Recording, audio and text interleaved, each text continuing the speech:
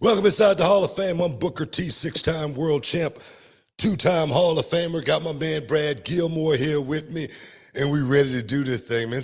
Can you believe this is the last show of 2021, man? This year blew by, man. I don't know if it was because of, the pandemic or what, us not, I think we were anticipating so much happening this year that didn't happen, especially you and I, like going to Vegas, the boxing, going to LA, seeing the big shows. We pretty much been stuck in a rut, almost like in neutral, seemed like, man, for the last 2 years. And I don't know if that's what it was, but this year flew by. I don't know how you feel about it, Brad, but first and foremost, how you doing, dog? Hey, I'm doing good, Buck. I'm like you. I can't believe that we're right here. We're right here. This is the last, or tomorrow is the last day of 2021, 2022 around the corner. Shout out to everybody in the chat, because I will tell you that although all of our plans didn't really work out the way that we thought that they might in 2021, because pandemic still is what it is, and we're on a little uptick here in Houston, it looks like. But big time, yeah. I gotta say, the chat, all our people in the chat, some like Roland, Cali Toenail, some of our mainstays, they have held it down, and it's been cool to kind of foster a little bit of a community on YouTube with the Hall of Fame. There are people who cannot miss this show every time we go live, so that's been a positive of 2021 for me. You know what? This morning I woke up, doing my workout, and I didn't get a chance to give everybody a shout out, but Cali Toenail, I definitely gave a shout out for being a loyalist to the Hall of Fame, man, and representing on a regular, and just putting us out there as being the number one podcast. And we ain't just talking about wrestling, man. We ain't just trying to be a wrestling podcast or anything like that, a wrestling show live on ESPN 97.5. We ain't trying to do that. We just try to talk about what's going on out there in the world today, man. Like Dana White telling Jake Paul, man, get the hell out of here, man. The ticket is over.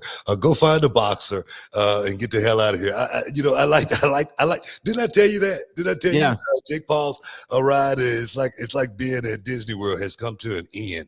I think as far as throwing that line out there and somebody biting on it, because to make that money is one thing, but to be a poster, oh my God, you don't want to do that. You don't want to end up like that. Yeah.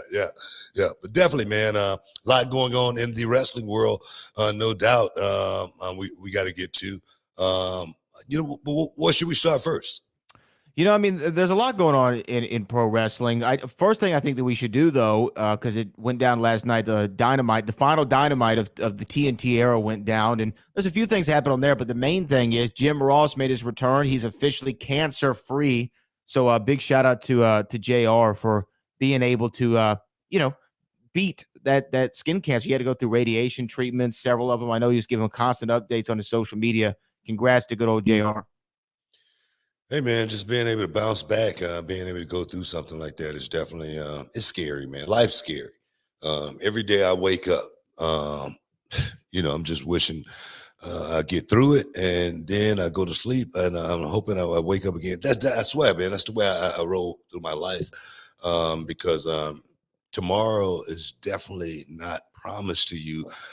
So to see JR who the guy who told me, "Hey, Book, you got to talk about your story. You need to tell it. People need to hear it." The CJR doing well. Big ups to JR. Yeah, I mean, we also lost another broadcast legend this week of John Madden. Passed away, and you Yeah. think about Jim Ross. It's got to be in his 70s or close to it by now. Knocking on the door to 70, and to still be out He there. better be.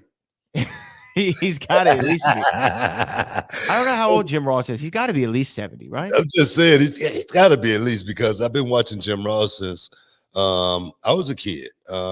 Here at Sam Houston Coliseum, Paul Bosch, Houston Wrestling. He was one of the guys who was, a young commentator back then, talking about Bill Watts and all them guys. So he actually turned 70 in 4 days. Okay. So he'll turn 70 in 4 days. Look at that. Jim Ross. Well, he's been on television though my entire life. My entire life I've seen JR on television, and through watching wrestling with him providing the lyrics to it, I learned words like profusely. The JR was the first person I ever heard. He's bleeding profusely. And I'm like, oh, that must mean a lot, I guess. That must be what that word means. So I was learning vocab from JR. That's how legendary he is. So the fact that he's able to beat it, because the older you get too, the harder it is to fight stuff like that off. So the fact that he was able to beat it and come back before the last show on TNT for AEW, I thought that was a really special moment. Not just that, man. To see his will to still want to go out there and do what you love doing.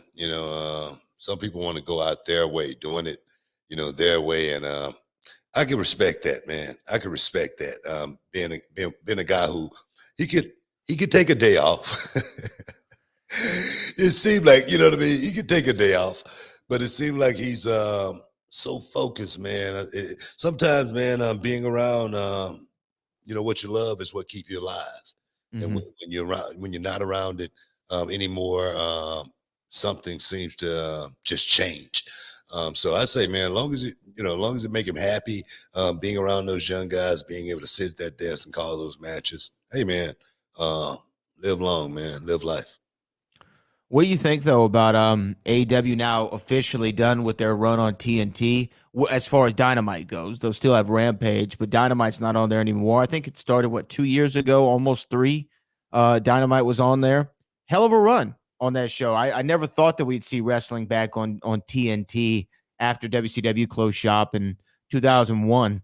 I never thought we'd see wrestling back on TBS. What are you talking about? Oh, TBS, yeah. I mean, come on. This is a throwback in time for me. Wrestling at 605 WTBS. It was. I mean, back then it was nostalgic. It was the end thing. I mean, I couldn't wait to watch wrestling at 605 before I even ever got there. I couldn't wait to watch it. So for me, I don't know what their time slot is going to be, but it's definitely going to be iconic for those guys to be back on TBS. I don't know how many people watch TBS these days, though. That's the question. I don't either. I mean, I'm one of those young guys who I'm a cable cutter. I don't have traditional cable. I use everything on YouTube TV. So I mean, maybe TBS is still big. I think from what I read, they're in more households than TNT is. So more people have access to TBS, and maybe they build the show around or build the station like Turner did back in the day around wrestling. Rebuild TBS around Dynamite. You never know. It can happen. No, I mean, the thing is, if you got your followers, if you got your fans, I mean, if they got a television, they should be able to find it somehow, right? Right. So I think that's the motivating factor is giving them good product, and hopefully they'll switch the channel over and click on, and you never know. Will it be like it was back in the day? I don't know, but it's definitely going to be intriguing watching the stories as far as there again, it's almost like a throwback for me. And they have the next week, the TBS championship tournament is going to end, the secondary women's championship that they're launching. So they're doing a lot of great things over there. It's just really cool to see wrestling return in a big fashion, I think, on TNT and TBS, hopefully they continue their prosperous journey. What do you think about the deal? I mean, give me Well, your I mean, thoughts. Are well, you? to me, Go ahead. it's never ideal to move networks when you're still establishing yourself, right? I think AEW has done a good job in a short amount of time of establishing themselves as a part of that TNT roster. A lot of cross promotion with the NBA and things of that nature. So I thought that it was working really well for them to move time slots or move stations. You're obviously going to have a bit of a drop off, but I watched them last night, and every 5 minutes they were plugging their move to TBS. So hopefully the audience doesn't have any trouble finding it. But I know, like, for instance, when SmackDown goes from Fox to FS1 some weeks, they lose 1.5 million people, right? Because it's just another network and not everyone knows how to find it all the Well, time. So, as well as it's just not as big of a network. right. That's I true. mean, Yeah. everybody Of gets, course. Fox. Everybody, not everybody get FS1. That's the difference. And that's the difference. I don't know how many people got TBS in their households. I don't even know if I got it. Let me go check. Stick around, guys. You're in the Hall of Fame. We'll be back in a minute.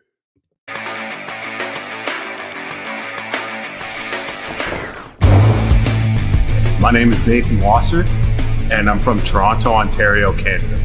I came down here to Reality of Wrestling to improve my training and get myself more experience learning from the absolute best. It's intense. It's hard. You got to leave your ego at the door and come in with an open mind. The way they do stuff here is the next level. But if you do that, you'll end up bettering yourself in the end, and you'll improve, and you'll be able to work anywhere. Nathan, he's an unbelievably awesome student. I'll tell you why, right? For a few reasons. Number one, the man packed up all the way from the Great White North to move down here to the U.S. to train because he wanted to learn from one of the best. But what's even more impressive, on top of the fact that he takes care of his body, he works hard, is the fact that he was trained by a very reputable trainer and yet still comes down here humble, hungry, ready to work and ready to learn, and not coming in here acting like he knows everything or that he's too rigid in his ways. Booker's knowledge will help you get to whatever goals you want to do if you want to be a big star in this industry. My end goal is to be in WWE. Coming down here to Reality of Wrestling, I feel is the best opportunity for me to get there, so I'm going to do whatever it takes. I can promise you, when you come to Reality of Wrestling, it will change your life. You will not regret it.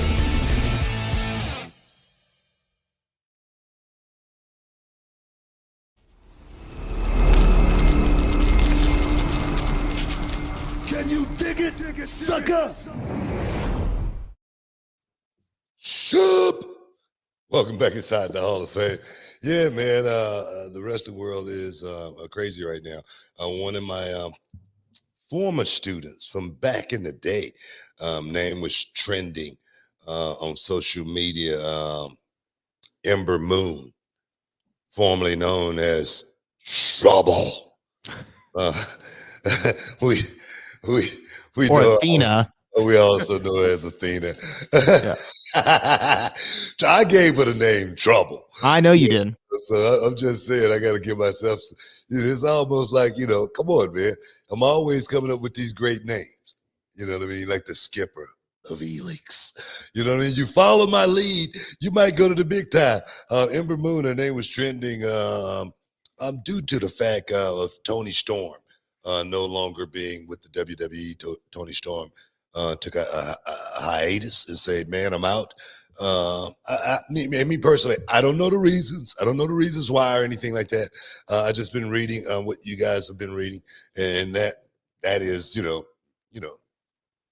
she's, where, you know what I mean? She's tired, ready to take a step back. That's some of the readings. Now, I don't even know if that's true. That could be false. Maybe it's a totally different reason. But I'm going to tell you right now, how old is Toni Storm? 20, 24, 25, 26, somewhere in there? Yeah, I think 26. Okay. I didn't get into the business until I was 25. So I didn't have time to get weathered or worn or anything like that. I was ready to make some money. I don't know how long she's been doing it, if she's been out there on the circuit, or if that How many times have I said, man, you better be careful what you wish for? WWE schedule is the hardest thing you're ever going to go through in life. It's harder than any football schedule, baseball. I don't care what sport. WWE schedule is harder or just as harder than any of them. So I'm like this here. If that's the reason, taking a step back, it might be a good thing, because you got to be ready to get out there on the road. And how many times I've said, a lot of people they take this and they say, well, this guy, he can do it, or this guy can do it. Well, you ain't that guy. My thing is this, it's you can't call in sick. You can't you can't call in and say, hey man, I need a day off this week. I don't know why, but the business has just never been that way. It's a machine, and it runs like a well-oiled machine. And the thing is, just think about it. The watch, one piece. Take one piece out. Does it work? No. Exactly my point. Just one piece. And that's the way this machine has been running for years. Now, I know the debate is going to be, well, should it change? That's the question. Well, yeah, I mean, first off, to address the Toni Storm side of it, there are rumors that she was burnt out, which I know she's been on the independent circuit wrestling for a long time. I think she was in ICW. She, of course, was a part of the NXT UK. Those overseas travels definitely can wear on you, I'm sure, over time. Especially if you are a native European and you are making those treks back and forth to visit friends, family, go over and do NXT UK, come over for Mae Young Classic, then go back, then come back for Smack. You know what I mean? You can definitely, I can easily see you get burnt out rather quickly, and you're away from your friends and family that you grew up with. That wears on your mind, body, and soul. If that is the reason, and she said, hey, look, this isn't good for me. Like, let's put the career aside for 1 second. This isn't good for me, the person. Like, I'm not mentally, spiritually, emotionally, physically in a good spot. And she thought that, asking for her release was best for her. Then more props to her. I think that Toni Storm had a phenomenal upside. Again, when we look at the boxes, when we talk about the boxes that you can check, she pretty much checked them all. She could wrestle. She had a great look. I think that some things that they were doing with her character, I wasn't a huge fan of, but she's 26. She's got time to be molded right into a megastar. So that's that. But to address your other point about should the business change, I think that there's always that you can't take an off season in wrestling. It's always been a 52-week-a-year business. It's always going to be a 52-week-a-year business. Wrestling really benefited in the pandemic for being the only sport to never go off television, right? It's because it's a 52-week-a-year and the show must go on no matter what. I do think there are ways that you can schedule people in and out, right? This has been talked about. I'm not the first person to ever say this, but hey, let's just use Randy Orton as an example. Randy, we're going to need you for a, 120-day stretch. We'll give you a month off, month and a half off. Then we'll have you back for another 120-day stretch. We'll give you 6 weeks off, things like that, so that you can kind of stay, one, as injury-free as possible. If you do have nagging injuries, you can have the rehabilitation to take care of them, and so on and so forth. And we're in an era now where mental health is a real thing. I think that it was kind of a thing that you didn't talk about back in the day, but now it's, people have issues, and sometimes time away is the best way to cure the soul so you can get back and be the best that you can be. You know what? I agree with everything you just said there, but I think more so, just think about the evolution of just about everything. Mm-hmm. Everything has evolved. Even the tire, you know what I mean? Right. It's not the same tires we had back in the 70s. Right. Okay. And things, just sports.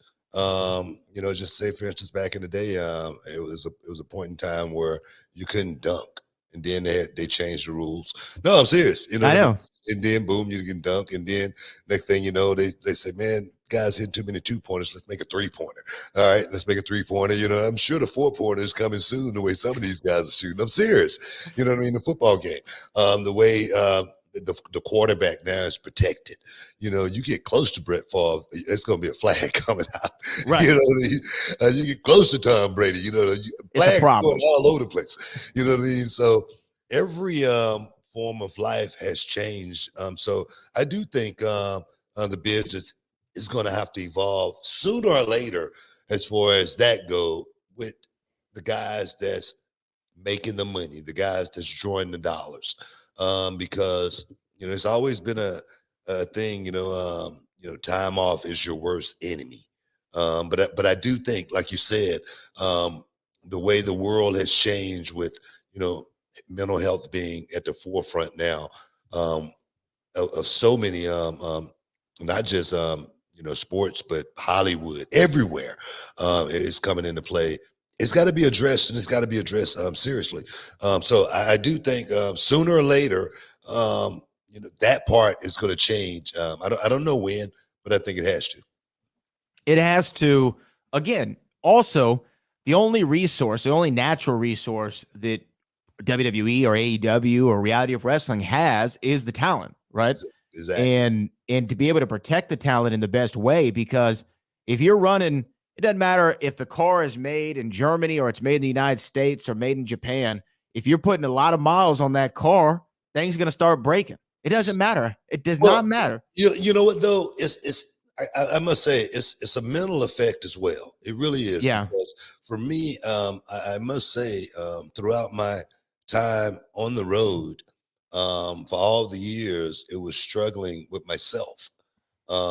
Being able to, there again, like I say, not have the will to not be able to call in sick, even though I'm not feeling well.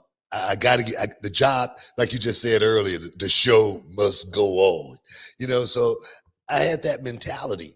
And I tell you, it was really, really hard having that mentality. I was a loner. I stayed by myself a whole lot just so I could focus within and not get caught up in, what was surrounding me or anything like that, because it could have totally just took me off of my game. And we may not be having this conversation right now, but it is very, very serious as far as mentally trying to stay focused. In today's game, I must say, the wrestlers, the superstars, the entertainers, whatever we want to call them, I think they have more to deal with today than they ever had to deal with back in the day. Just because, like I say, social media. Oh my gosh, yes. The way they can't wake up and go to sleep without someone having a negative comment about them, and they're having to try to live up to an image that sometimes is unachievable, so it definitely has to be a monster.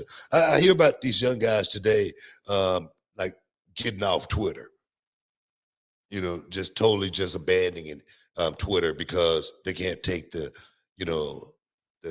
talk on a daily basis, the negativity on a daily basis. It's got to be pretty hard. I'm glad I don't have to live with that.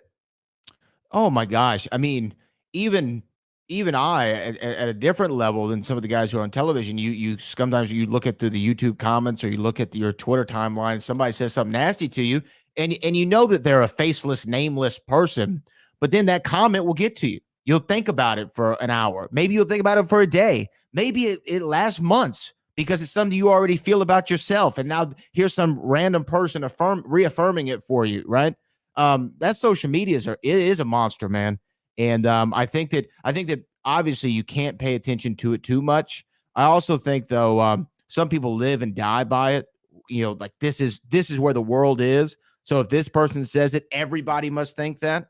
But I heard somebody say a long time ago, you're never as good as they say you are, and you're never as bad as they say you are. You're somewhere in the middle, right? And I think that if you can remember that, you'll be all right on social media. Yeah, I don't believe in none of that. I'm better than all that. You know what I'm saying? Ain't going down here. That's out. But no, man. We got to talk about what do you think is next for Toni Storm? Stick around, guys. You're in the Hall of Fame. We'll be back in a minute. Now, Sting. Let me ask you this. Would you ever compete in a cinematic match? No. That's not, my realm of expertise. I don't think, Booker T's name requires being in that type of match. Those type of matches, that cinematic match. I think it works when you got a guy like Steen, when you got a guy like the Undertaker, when you got characters like that, or maybe even Bray Wyatt. Right. It may work with certain characters, but for just Booker T, the guy that grew up right there in South Park, Texas, that boy there, man, he's OG. He's bad to the bone. 258 pounds of romping, stomping, grave digging destruction. If he gonna get somebody, he gonna get him right there in the middle of the ring. I'm gonna be just like Jey Uso. Let me get him. Guys, stick around. You're in the Hall of Fame. We'll be back in a minute.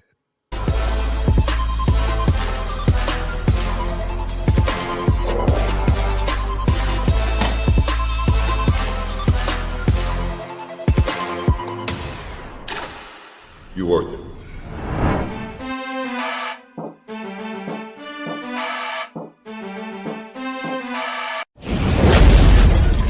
Can you dig it, sucker?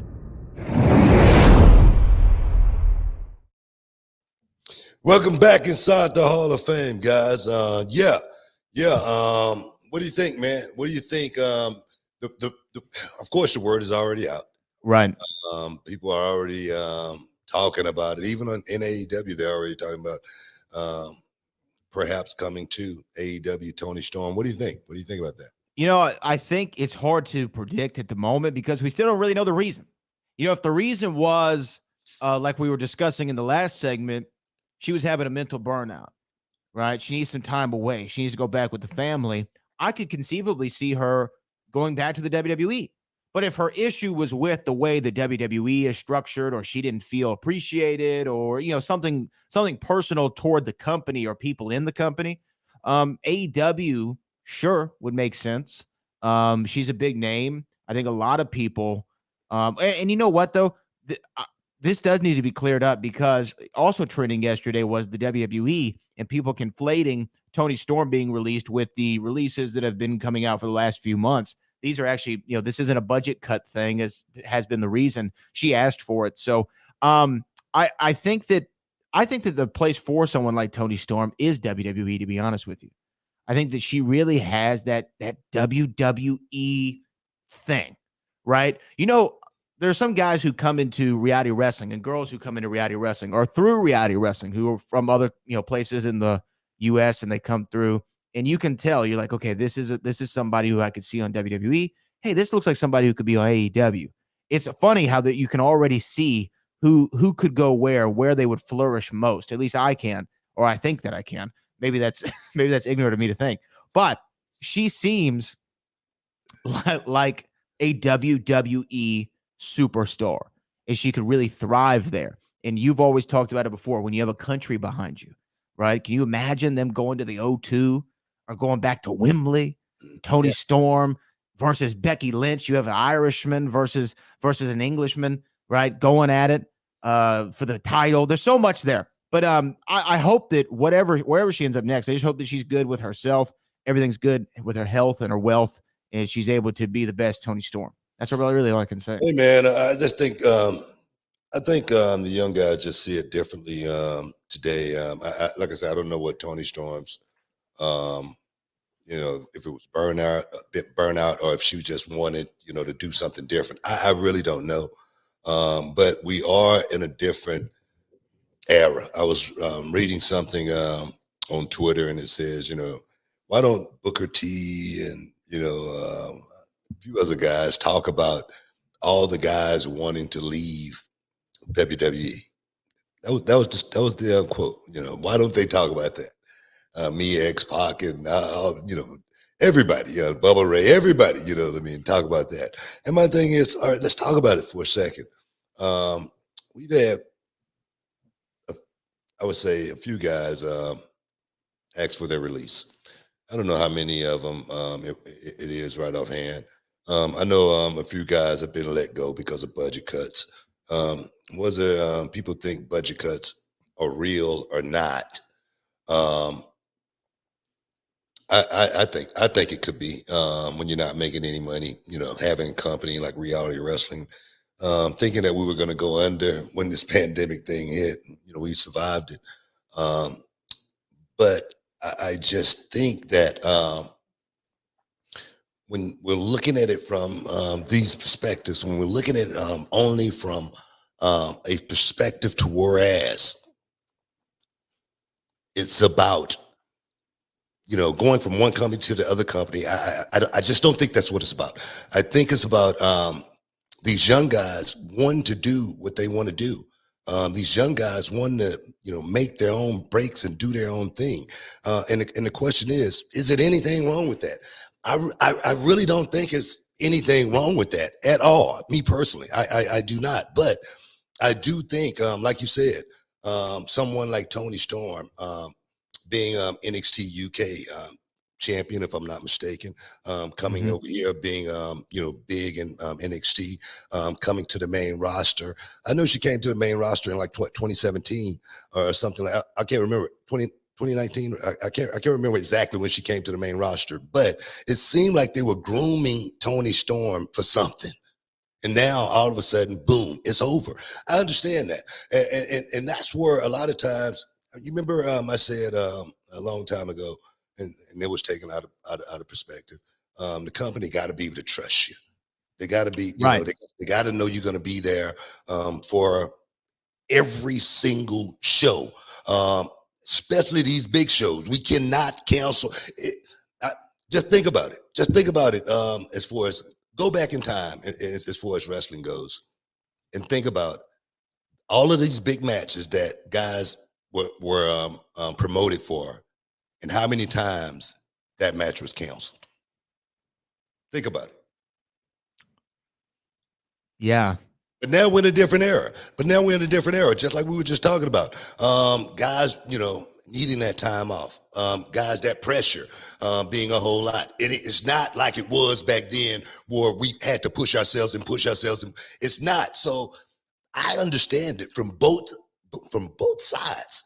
I totally understand it. And that's why I say it's going to have to, it's going to have to be a middle ground where we find as far as where everybody's happy in this era where we at right now. Yeah, I mean, definitely we've seen more people pull out of things for different reasons. I think a lot of it has to do with, like you said, that burnout. And there's actually something that happened through the pandemic. It's called the quarter life crisis, right? And you've always heard the midlife crisis. Yeah. But people are going through the quarter life crisis, where a lot of people my age and even a couple years younger are thinking, is this what I really want to be doing? Is this what I want to do for the next 30 years? Is this what I want to do for the rest of my life? Is go to this job or do this travel schedule, work these hours? Is this really what I want to do? Is there something out there that's better for me and fits my style a little bit more? We've also seen a rise in entrepreneurship, throughout the pandemic. People saying, look, I'm gonna get on, right? Look, by any means necessary. A lot of people hopped on OnlyFans and made a couple hundred G's though. Made a whole lot of money. Made a whole lot of money saying, you know what, there's a better way that I can do this other than living by the rules. Because I will say, when you join a wrestling organization, whether it be WWE or Reality of Wrestling, there is a pressure that I think everybody puts on themselves to make sure that we're always there. Like you said, I've never missed a show in my 9 years. I've not missed one show. One time I had to call it with the flu. I had like 101 degree fever, and I was sitting there on the desk hacking my lungs out because I said, I can't miss a show. For two reasons. I mean, because one, it's the pressure you put on yourself. Yeah. And two, I don't want to end up like Charlie Haas and get fired on vacation. There's a lot of pride you take. There's pride you take. A lot of pride you take not missing out. But like I say, we're in a different era now. And as far as guys needing to take a step back, I think, just like you said, being able to have a fans only and be able to make money, be able to have a Twitch channel and be able to make money, being able to, go out and, take bookings, and people pay you to show up. I was just looking at Braun Strowman, now known as Titan, got a white beard, had an autograph signing with an alligator, I mean, he's somebody now. I mean, he's got what I always tried to tell everybody about myself in this business. This is a tool. You know what I mean? And now I have a tool to be able to work with forever if I work it right. You know what I mean? So it's just so much out there right now. I just think we are totally in a, like I say, a different world as far as why are guys leaving. And then when you look at it, the percentage of guys leaving, it's like the pandemic and people dying. I'm not trying to make it light of or anything like that, but Right. the percentage of it is pretty low, you know, comparison to the people in the world, comparison to the people on the roster. So just think about things. I think from that perspective, you know, you might say, oh, you know, it's okay. Yeah, I hear you. Before we go to break, I do want to hit a couple of our Super chat. look at that. FBGM Loso says, I missed the old intro song. What was it called? Man, oh man, that's cool, Yeah. man. Yeah. Hey man, we'll get it to you. I'm sure Brad will get it to you. Yeah, I gotta find the name of it. It's on YouTube. You can get it on YouTube. I gotta find the name of it. B Star says this. Super chat. And maybe we have to take this on the other side, but he said, you think Santino Marella should be in the WWE Hall of Fame? Man, we got about 45 seconds and to answer that one. Let's see. Let's talk about it for a second. I think we can get it in. Yeah. Santino Marella, do you think his body of work, you know, say he should be in the Hall of Fame? I think that's what we go by. I think Santino Marella, the only place I remember Santino working is in the WWE. Mm-hmm. All right. I don't remember him working at any other companies. I'm not saying that that's a good thing or a bad thing like that. Santino Marella's run was what?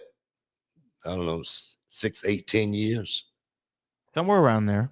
Something like that. I think he got spotted in the audience overseas at one of the shows, if I'm not mistaken. Yeah, I think And, that's how he made his debut. Was he jumped the guardrail or something? Yeah. So I can't say that's going to be for the fans to say that one right there, because I don't want to say thumbs down to Santino because he's a friend of mine. All right. So that's going to be up to the fans. What do you think, Brad? You know, the only thing is, I don't know if I'm a great arbiter of that one either, because when Santino was really doing the run with the Cobra and everything, that is when I kind of stopped watching for a couple years. So but I know you saying Santino made you stop watching wrestling. No, okay, I did not say. Take a break. We got to take a break. Stick around. You're in the Hall of Fame. We'll be back in a minute.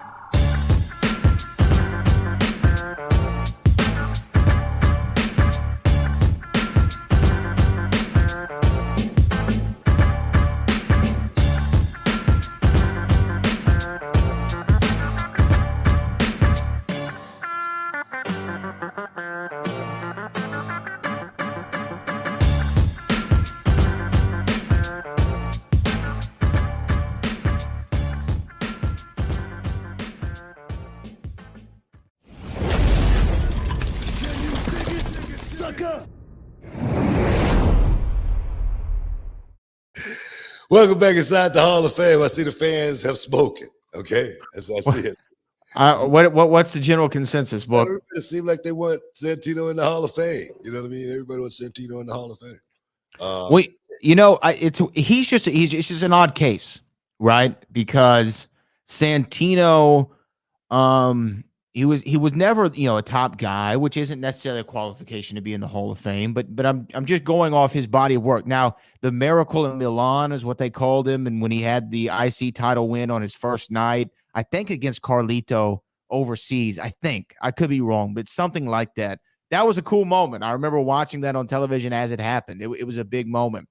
There was a period also where the fans were behind him like nobody else, right? With the Cobra thing, he was a win away in the Elimination Chamber. It came down to him and I think John Cena, who was going to go to WrestleMania, right? To face The Miz. I think that's what it was, something like that. Yeah. So he definitely had a swell of support. I remember when Santina Marella was a thing and he won a Miss WrestleMania. Was it a battle royal or a beauty pageant or something like that? And he had memorable moments. But I guess it's like, what are your qualifications? Because a lot of times when I say certain guys should or shouldn't be in, everyone always comes back and they say Coco Beware's in the Hall of Fame, right? What did Coco Beware ever do, right? And then, it's a good argument. Yeah, but Coco Beware, I knew about Coco well before he was in WWE, WWF back then. He was a star. He was a guy who put in a whole lot of work. I mean, they always talk about this business. It's about the money and the miles. I don't know how much money Coco made, but I'm gonna tell you, I know he put in a lot of miles. I guarantee you that, as well as Coco Beware was a big star in WWF back in the day. He was huge, man. I mean, Coco Beware, he didn't win the world championship or anything like that. He didn't win any major titles or anything like that. But Coco Beware was one of the biggest stars on the roster in WWF heyday. He really was. And I'm not taking anything away from Santino or anything like that, but he was, nowhere, near that level. Stardom in WWE. He didn't have a run as long as Coco Beware had throughout this business from the beginning to the end. He didn't work every territory like a Coco Beware did. So it's really hard for me to say, like I say, if he should be in the Hall. But if you guys think he should be in the Hall of Fame, man, make sure you guys write it in. Hopefully he'll get a spot inside the Hall. I got 2 rings. All right. I got 2 of them. That's all I can say about that. We have another super chat from the Gavnor. Compared to other companies, do you think WWE is behind the times when it comes to how they manage their talent outside the ring? We just spent a few minutes talking about this. I don't know if wrestling is behind the times or not. I do think there are things that could be implemented right now in all companies to make sure the men and women and the performers of all kinds, have that time to rest and recuperate and relax, enjoy their lives off the road. And like you said, have that kind of rotating schedule of certain talent. I think that could definitely help a whole lot. But behind the times, no. WWE's not behind the times in my estimation, just because they were the first people that I heard of coming up with a wellness policy, looking into concussion protocols, really trying to make sure that the talent was taken care of. Back in the day, if you broke your arm in a match, you were expected to finish it. I remember one time Sin Cara broke his finger and they stopped his pinky finger and they stopped the whole show, right? So they're definitely not behind the times when it comes to taking care of talent. But I think there are always things that you can improve on when your only natural resource is the men and women who go out there in the ring.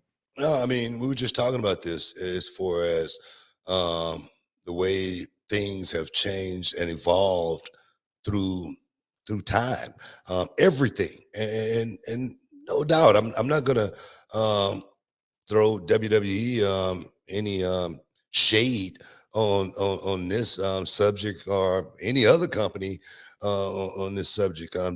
Do I think, for me, like I say, just say for instance, I remember throughout my run, and that run for me was about 15 years. Okay.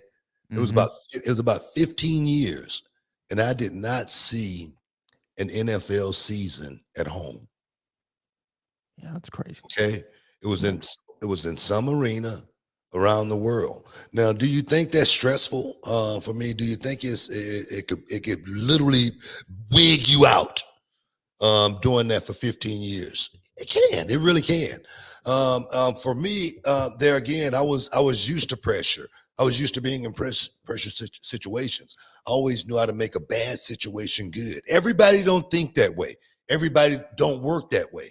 That's why I say with mental health, the way it is today, we got to figure out how to re-gear things to where everybody is happy. there again, this is entertainment. The show must go on. That's just a must. But we got to figure out how to get our guys, the proper training, the proper nourishment, the proper rest, to be able to go out there and perform at that highest level that we possibly can. Because we are, like I say, the guys don't just have the wrestling to deal with now. Okay, they don't have just to deal with the house show, the overseas show, the pay-per-view show. They got the social media world.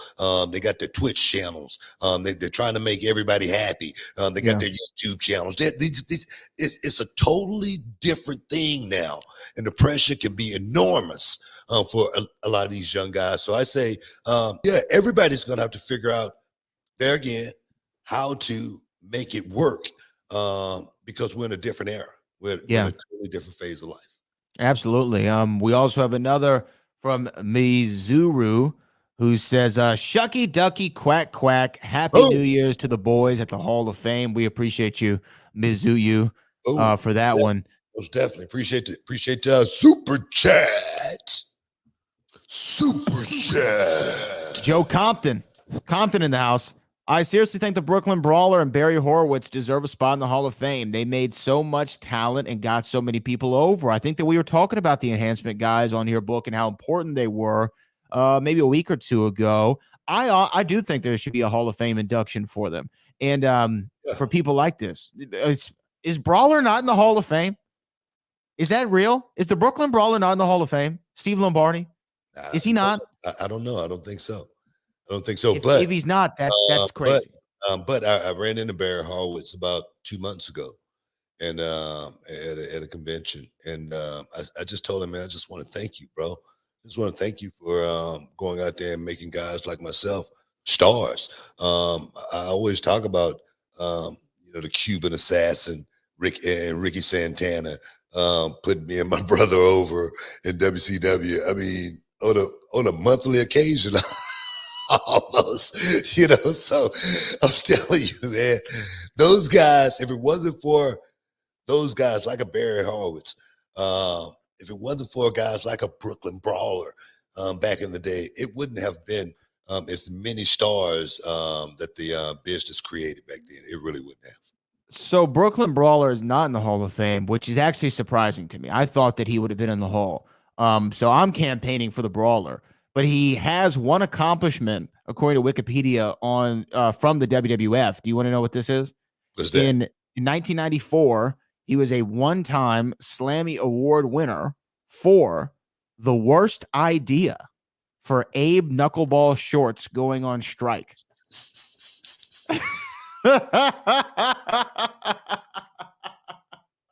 You know it's bad when WWE said you had the worst idea. Hey, man, that's They had a match called the Dog Kennel from Hell, and you had the worst idea. Oh man, no, Brawler, he should be in the Hall, man. I think Brawler should be in the Hall. I mean, not just for, I'm gonna just tell you, not just for the work Brawler put in the ring over his 30+ year career. Brawler was the guy that was in the back. He was doing, all of the little bitty things. He was doing all of the little jobs, as well. He was a guy that was no days off. He was always about that job and working. Every time I see him now, we always have a good conversation. I'm just happy to see him every now and then. He's always smiling. He's always smiling. He's still the happiest guy that you're ever going to see. So definitely, I think Brawler, he should have a spot in the Hall of Fame somewhere. Definitely. Brawler should go in. Before we go to break, we have one more super chat from Cali Toenail. Happy New Year, my brother. He said, Booker T, you should have 3 rings. NWO robbery. You know what, man? We should have campaigned. We should have boycotted. As far as me not getting a ring with those guys, but I get it. I get it. I was only in there for a week. So I ain't gonna complain too much about it. But I do think I should have received a ring along with those guys. If Eric Bischoff got one, I should have got one too. I agree. I 100% agree. And we also have another one that says, Happy New Year, Reality Wrestling, and Happy Kwanzaa. I guess Kwanzaa's going on right now. So if you celebrate Kwanzaa, Happy Kwanzaa. Yes, indeed. Stick around, guys. You're in the Hall of Fame. We'll be back in a minute.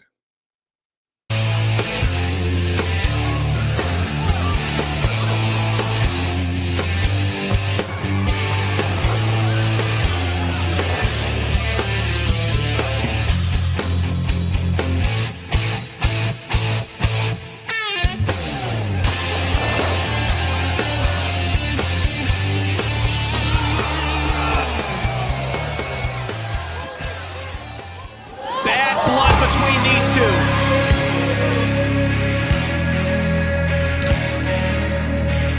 Top. Oh my goodness! An elbow and a forearm right to the face and another one, and that's a stunning elbow to the face. Oh, and look at this, she just raking Angela's face across the middle. Oh my goodness, that's hard to watch. Oh man, what is she thinking? Oh no. Top rope suplex! Superplex from the champion! If enough damage hasn't been done already to Angela, that has got to be the exclamation point. She's looking for the 450! Oh! From the top rope, she's calling for Shooting Star Press! Star press. Shooting Star Press cover 1, 2,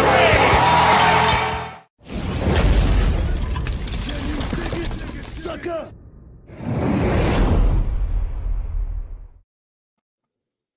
Welcome back inside the Hall of Fame, guys. Yeah. It's a lot of chat. I mean, so many people should be. So Norman Smiley should be in the Hall of Fame for the wiggle. For the wiggle alone. I'm just playing. What do you think, man? What do you think? What do you got? Well, no, I wanted to ask you, because this is our last show of 2021. We'll be back next week, obviously, for our first show of 2022. It's funny how that works. But I felt like, because the chat seems to be real active tonight. They seem to have a lot of things that they want to say about who should be in the Hall of Fame, who should be this, who should be that. I had a couple of categories I wanted to run by you and by the fans of who we should give for like the best of this year, right? The best male superstar, or best male wrestler, best female wrestler, best team, best new star. That's what I want to throw out there. So let's start, Book, though, with the best male wrestler is where I think that we should start. And when you look at 2021, and Chad, I want y'all to super chat in who you think the best male wrestler is of 2021. But when you look at it, Book, what are the names that come up to you? Because there are two guys that I'm having a real hard time picking between as far as who I think is the best male superstar of the year or best male wrestler. The two that I have, if you want to know, Roman Reigns, I think is an obvious pick for best of 2021, and Bryan Danielson. Bryan Danielson main evented WrestleMania and then has gone on to be really the best wrestler in AEW and one of the best wrestlers in the world.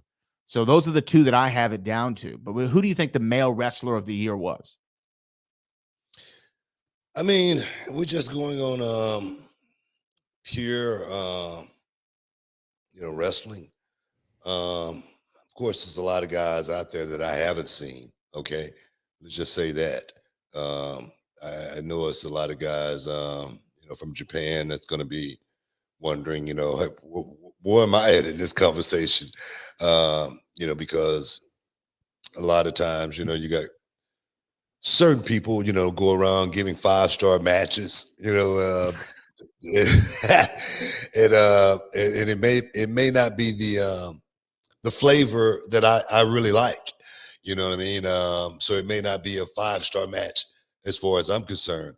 But the guy that we have been watching on American television, let's just start right there. We'll do American TV. Okay, the guys that we've been watching on American TV. I'm gonna tell you right now.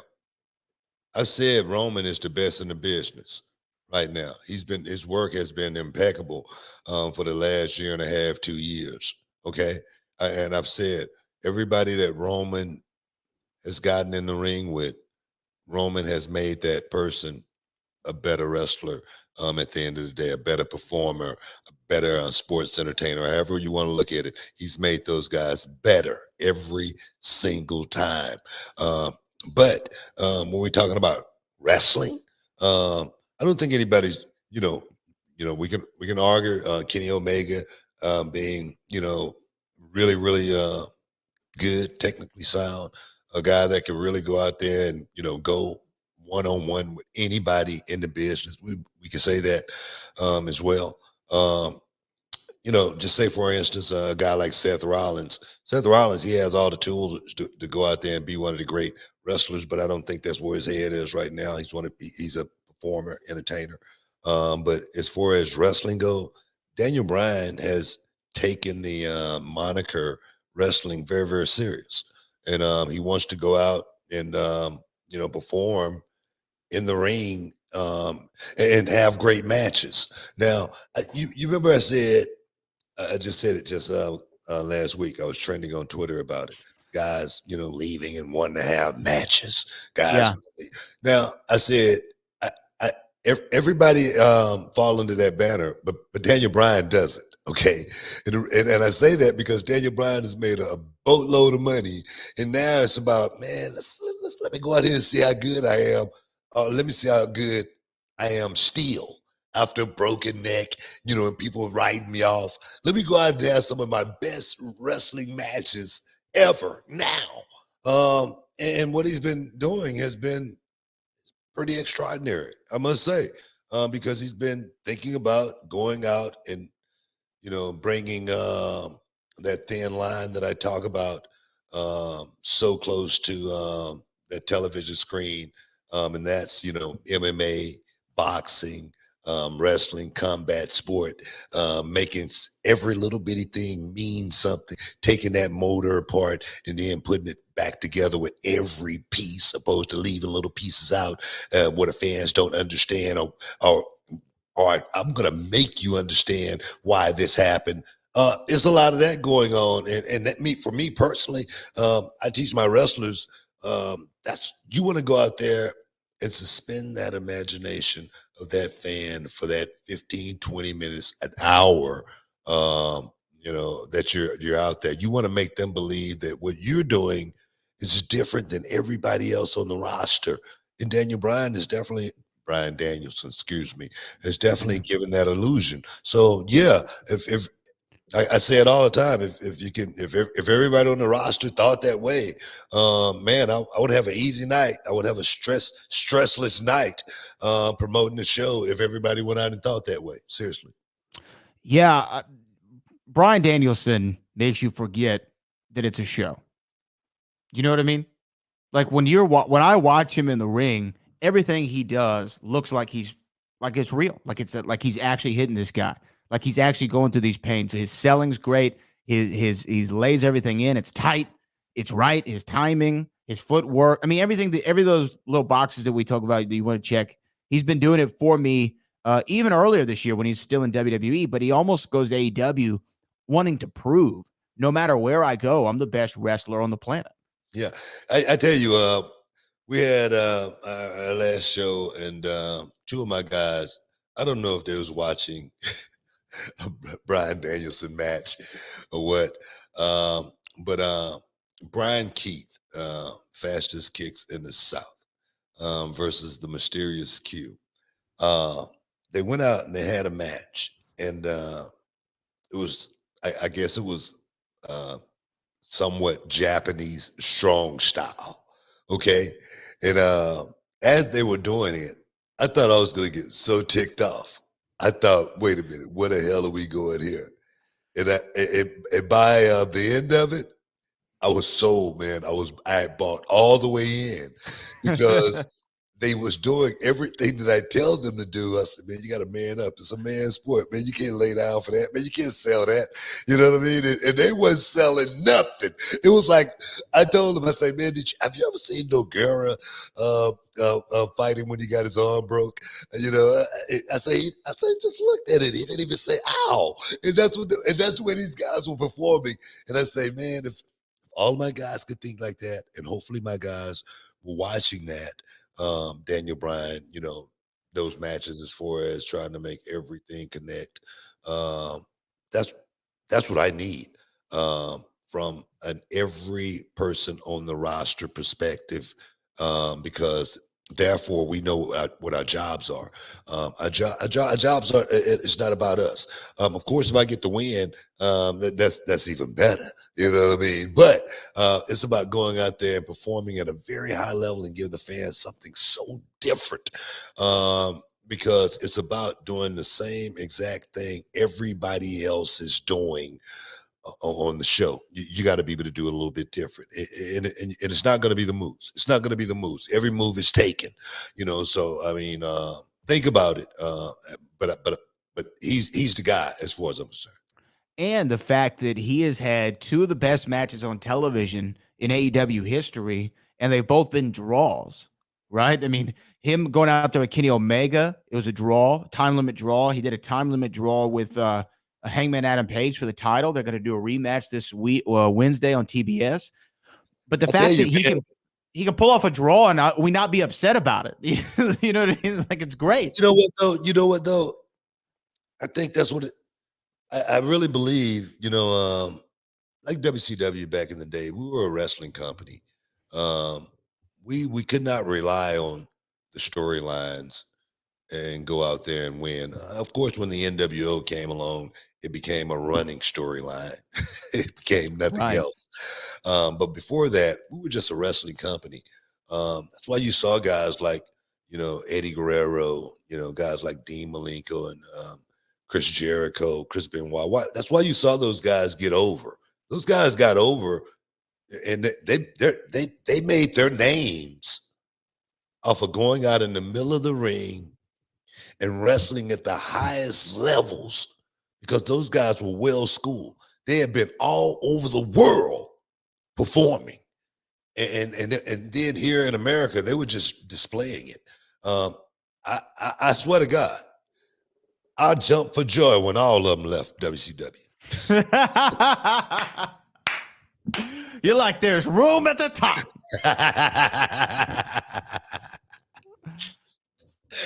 You know what I'm saying? I say, man, good riddance. The radicals, whatever you want to call yourself, get the hell out of here. You know what I mean? A spot just open. No, 4 spots just open. And I'm going to take every one of them. All of them. You're the Hall of Fame, guys. Oh, man. Stick around. You're the Hall of Fame. We'll be back in a minute. Independent wrestling is full of charismatic persona, incredible athleticism, Shooting star! Press from pressure covered! and at times, complete chaos. Got attention! Don't do it, Will. Oh my gosh! Senton bomb through the table! This is where the young guys, the young girls come today to pay their dues, to learn the craft, to start the journey to become the next wrestling superstar.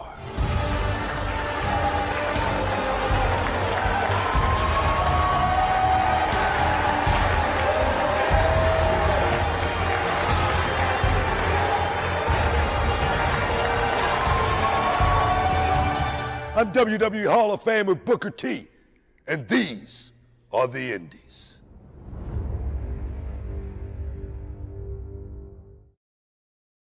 Can you dig it, sucker? Welcome back inside the Hall of Fame, guys. We do. We have a couple. Let's get to this one first. I think this one came in first. Yeah, it did. It's from Roland Curtis. Super chat. When I researched Natalia's longevity a few months ago, I saw Steve Lombardi was employed by the WWE from 1983 to 2016, uninterrupted for 33 years. Natalia's longevity reminds me of Steve Lombardi again. Brooklyn Brawler for the Hall of Fame. You know what I mean? In the Hall, 33 years. Uninterrupted. Just think about that for a second. 33 years with one company, going all over the world many, many times. I can only imagine how many miles he had. Right now I'm coming up on 2 million, and I'm nowhere near the tenure of Lombardi, but definitely, man, that is amazing in itself. Yeah, that's a Hall of Fame accomplishment just based on longevity. Um, but I will say, Steve Lombardi, Brooklyn Brawler, Barry Horowitz. Ultimate Warrior had that idea for the Warrior Award. It was really to highlight people like cameramen and backstage people who really helped grow WWE and put the product on. That was his vision and concept for it. I do think that Warrior Award needs to go to people like a Steve Lombardi, right? A guy 33 years with the company, helped Yeah, make so many guys, I and can agree with that. never complained about it. Never complained about it. I mean, Steve Lombardi was never going to be the world champion, and not that he couldn't based on his ability, just he knew that's where his role was, to enhance other people. And as you said to Barry Horowitz, so many of these guys would have never, ever become the stars they are today without having those people who are on their journey, who knew their spot in the food chain and said, look, I might be the quote unquote job guy, I might be the enhancement guy, but you're not going to find a better enhancement guy than me, right? And Steve Lombardi was one of the guys who went out there and did that. And I got so much respect for him, just everything that he did in the ring and out of the ring. Oh, man, 33 years, that's a Brawler hat is tip. great, man. Brawler is great. He's a good dude. He's a good dude. Like I say, definitely. Did you ever work him? Because when you got to WWE, he would do stuff sporadically still. Did you ever wrestle him? I don't never remember. I don't never remember working Brawler. No, I don't think we had any matches. Okay. We might have been in a match together, like a battle royal or something like that. Okay, But yeah. never a one-on-one match. Yeah.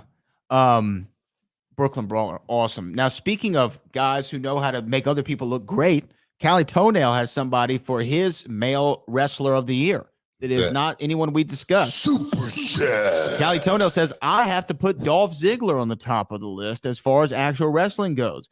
He loses most of his matches, but he loses with so much style and class. Dolph Ziggler. We said if there's a Hall of Fame for bumping, Dolph Ziggler's first ballot, right?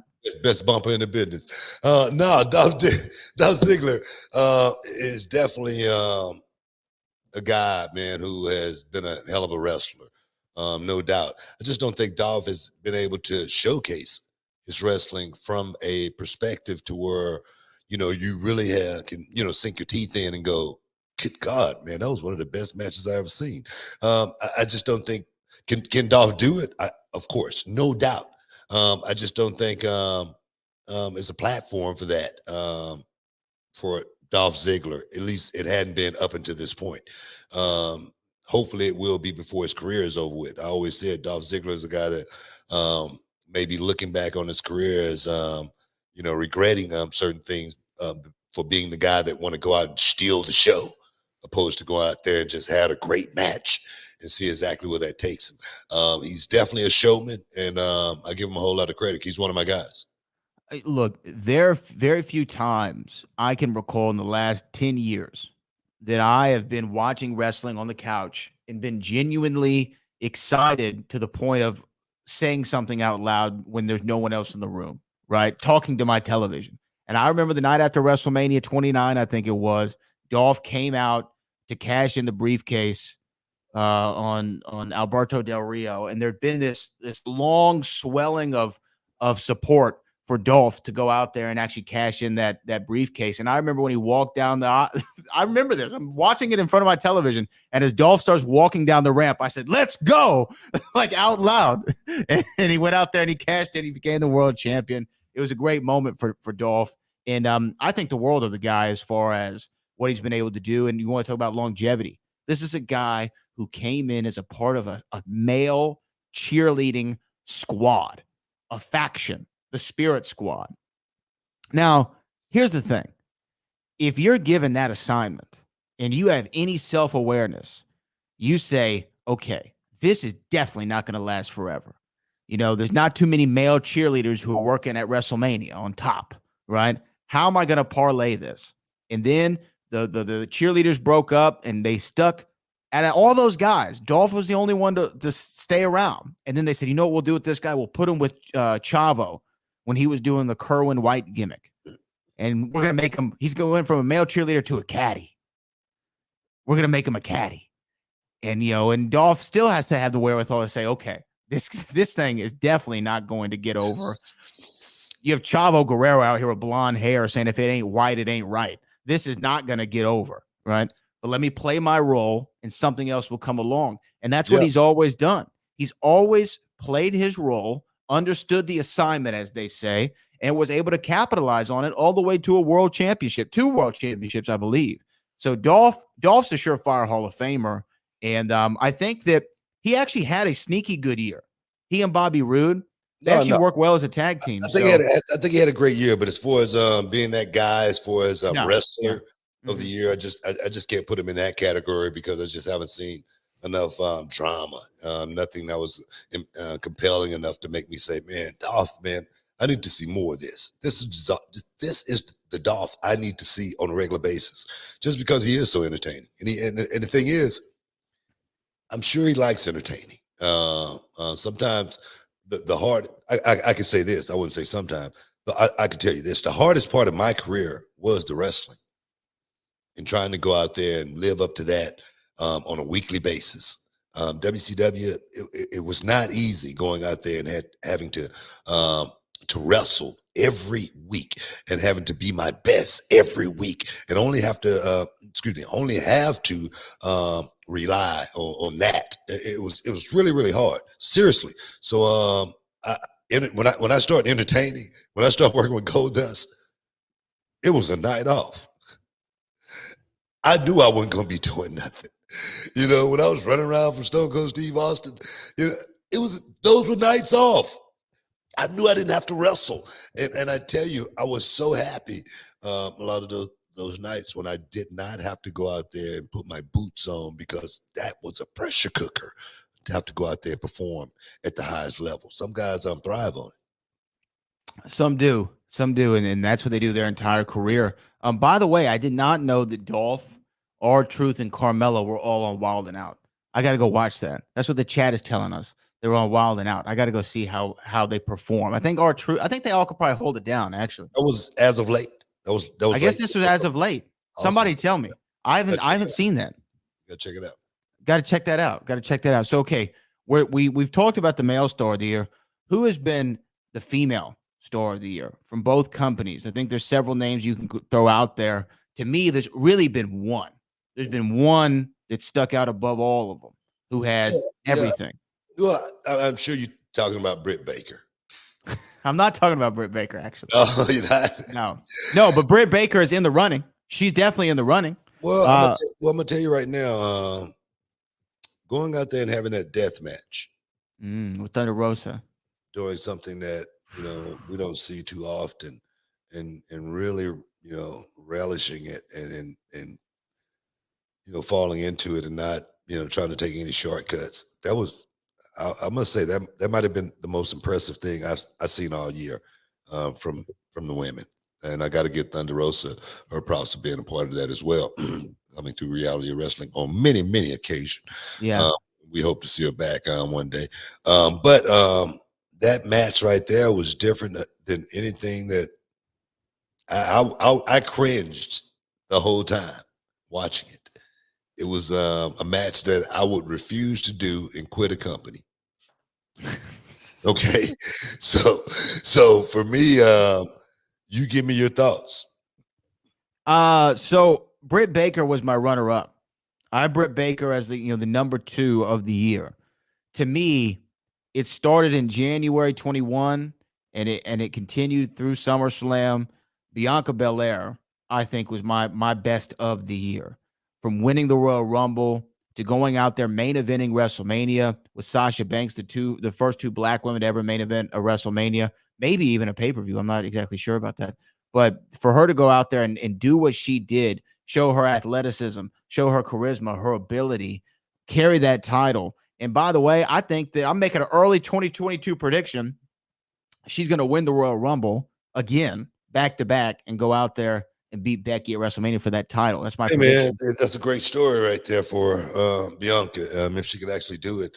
Take nothing away from Bianca Belair as well. She's been in a lot of good stuff. Her segments has been on point. And the thing is, as well, she has pulled her load.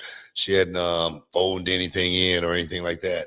So definitely, she's had some great matches. I'm still waiting to see her make me cry. You know what I mean? I got to see that. I'm looking for drama, man. I'm not just looking for a match. And that's why I threw that death match at the top, because it had drama that we have not seen ever from a women's perspective in the United States. I'm not mad at it. I think you really can't go wrong with this one. But I think that Britt Baker's held it down all year. Bianca, to me, just beats her out slightly. I got to go back and watch that death match. It was crazy. Well, that was a crazy match. I know we got to take a break. It wasn't just the match. It was Britt Baker, out of just about everybody in that company, her name's almost ring louder than all of them. Yeah, her name rings louder than just about everybody in that company, opposed to Kenny Omega and Bryan Danielson, a couple of guys, Punk, but her name is up there pretty high on the bar. I know we have to take a break too, but the first thing that CM Punk said in a wrestling ring after 7 years, the first name he uttered was Britt Baker. That definitely. And I say that because she's carved her own niche. She's definitely done it her way, and she's actually good at what she does. Got to give her props on that too. Stick around, guys. You're in the Hall of Fame. Be back in a minute. And your question for the win. In The Insider, Al Pacino's character works on which TV show? Is it 60 Minutes? And your winner! The Movie Trivia Schmodown, the most competitive movie trivia league in the world. It's MMA or boxing. It's like you want to see the two best scrapping it out. Vincent D'Onofrio. 2 points. Movie release Keeping date. it. Wow. Danny DeVito. That's correct. You mother. The rising sun. And your winner! Championships, factions, the best in the world play here. I'm ready to schmo down. Throw down with the schmo down. Kevin Goodenough Smith! This is why we play the Schmodown. The professional sports league of movie trivia. This isn't bar trivia. This is the Movie Trivia Schmodown.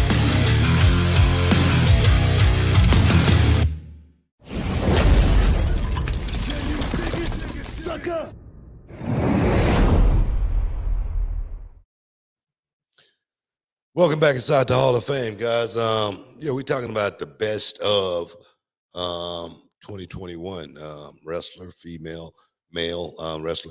Back in the day, as you see these plaques, I'm just now getting my new setup here. It's not fully set up yet, but some of my plaques I put on the wall from back in the day, and we got 95 Tag Team of the Year, Harlem Heat, 98, Most Improved Wrestler of the Year, Booker T, Tag Team of the Year, 96. I mean, it was that right there back in the day for me. I remember PWI 500 first time breaking into the PWI 500 GI Bro, and I was like, oh man, I'm on my way. I think I made it as close to the top. I think I made maybe number 2 and number 3 or something like that. And those honors, man, they really mean a whole lot. And because back in the day, the competition was strong. You had New Japan wrestling, Japanese wrestlers all over the world, and then you had WWF, WWE wrestlers, and then us WCW guys. Man, we were trying to make that mark. And for me, for Bill Apter back in the day, he was the guy on Pro Wrestling Illustrated. Used to, be on the war committee. Actually, we're going to be doing some stuff actually for Wrestler of the Year this year, guys. Stay tuned for that. I'm a part of the panel for Bill Apter's Wrestler of the Year as well. And I tell you, those awards meant a whole lot because you knew you had eyes on you. You knew you had eyes on you from a different perspective as far as, well, maybe I am one of the best in the world. I remember talking to a lot of the young guys here for my show, The Indies, and just to hear the Danny Limelights talk about what it feels like to be mentioned as one of the top indie wrestlers around the world. It means a whole lot. So for these guys like Kenny Omega, as big as Kenny Omega is, I'm sure when someone tell him he had a 5-star match, he still feels pretty doggone good about it, because the wrestler, the performer, the entertainer, that's what he thinks about. He thinks about going out there and performing at a level that people are going to remember for a very, very long time. That's why I'm so proud of King Booker, because my wife and we went out. I was just watching some of the stuff her and I did, and it was so memorable. It was so funny and it was so stupid. And then it was serious at the same time. But more importantly than that, it was memorable. So yeah, man, that's what it's all about. Well, Book, I mean, we're wrapping up our last show of 2021. I know we're about to hit the go home here. We still have a couple of categories I want to get to. Roland Curtis, though. Super chats this in. Bianca Belair was Pro Wrestling Illustrated #1 of the top 150 female wrestlers in the world. No other WWE female superstar was in the top 5. Sasha was number 6. Charlotte and Becky were further down. So PWI #1 out of the top 150 wrestlers. One of my plaques here is most improved wrestler of the year. I would say Bianca Belair, championship material, but more importantly, most improved. I try not to put the carriage before the horse. Bianca is really, really good, but I just do not want to put that pressure on her to be able to thinking like that when there again, she's good. She's really, really good.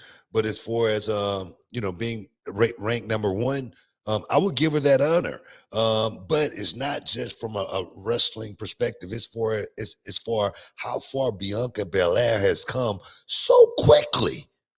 So quickly. I mean, she like rose out of the ashes to be a contender like Rocky Balboa against Apollo Creed and then go out and win. Not because of any other reason that she's talented, just like Rocky. So, yeah, man, give her the props. And Bianca's journey this year is also a great illustration of how important the Royal Rumble can actually be. Because in that one night, she went from an NXT star who was on the main roster for a little bit, I think, because they called her up the night after WrestleMania 36. But still, she hadn't had that breakout moment until the Rumble. Then she does the Rumble, goes on to Mania, has this great match with Sasha Banks, and now look at her. She's #1 on the list. She called lightning in a bottle because she went out there and delivered. Yeah. And people said, oh, my goodness, we got something here. And that's all it takes. All it takes is a spark to create a flame. And that's what Bianca Belair did. That's why, like I say, I could put her at #1 as well because of not just the wrestling, not just the performances in the ring, but like I say, doing it as quick as she did. I don't know too many that did it as quick as Bianca did, other than Booker T and Stevie Ray. To the greatest of all time, of course. I'm just saying. 18 months we was in WCW. A couple of months after that, we was the World Tag Team Champions. I will say this: as far as your top PWI rankings, I'm just going to roll for you if you want to know. In July of 2002, as far as their monthly rankings went, you were the #2 wrestler in the world in July of 2002. You were #3 wrestler in the world in March of 2002, and you were the #2 wrestler. Get this, in the #2. This is according to ProFightDatabase.com. You were the #2 wrestler in the world as far as the monthly rankings go in June of 1993. Before you ever won a world title, did you know that? Nah, man. You didn't know that, did you? I was good, man. I was good. Then you were obviously top 5 in the world in 2001 as far as the 500 goes. It's crazy. I never knew that. I never knew those stats right there. But that tells me something right there, man. It tells me, like I say, when somebody got their eyes on you, you're being recognized. That says you're pretty. You might have something. Guys like Steamboat say, man, I want to wrestle this guy. Ric Flair, WCW Saturday night. I'm in the middle of the ring with the Nature Boy. I'm like, man, how is this happening? Kurt Hennig say, man, I want to do an angle with you. Make you, like Mr. Perfect. I'm like, man, what are you talking about? So to hear that right there, to know that now that I was number 2 and number 3 ranked wrestler in the world at one point in time in this business, that's validation. That's all it is. It's just validation of the hard work. And the ones that put the hard work in, like Bianca Belair, she's going to get recognized. Like the Britt Bakers, they're going to get recognized because of what they go out and literally do in the middle of the ring, and that's create compelling stories for these fans to look at and go, man, that's a Hall of Famer one day. That's a Hall of Famer, bar none. So more power to him, man. Let's just keep it rolling. Hell yeah. Last two people I want to get to as far as categories, real quick. I want to do tag team of the year and new star of the year. Both of these people are AEW people for me. I think the tag team of the year was the Lucha Brothers. Lucha Brothers went out there and they tore the house down in every match that they had. They had one of the great tag team cage matches ever at All Out against the Young Bucks. So they're my team of the year. My new star of the year is Sammy Guevara. That's where I am. What do you got, Book? Man, tag team of the year, man. Let me think about that there for a second. Of course, the Usos had their ups and downs. Of course. They didn't really get a chance to really, sink their teeth into anything relevant other than what's going on right now with the family. Of course, the New Day. And me personally, I've never been a New Day fan.